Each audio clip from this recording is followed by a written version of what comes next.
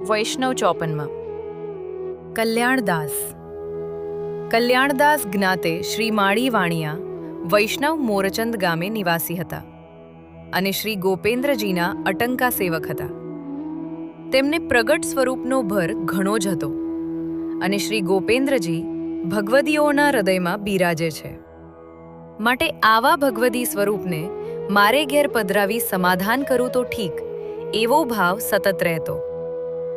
પછી મંડપ કરી વૈષ્ણવોને પધરાવ્યા અને શ્રી ગોપેન્દ્રજીએ સૂક્ષ્મ સામગ્રીમાંથી અઢળક સામગ્રી પોતાની ઈચ્છાથી કરી અને કલ્યાણભાઈએ પ્રેમે કરી પ્રસન્નતાથી વૈષ્ણવોને ખૂબ પ્રસાદ લેવરાવ્યા અને પોતે મહામગ્ન થયા.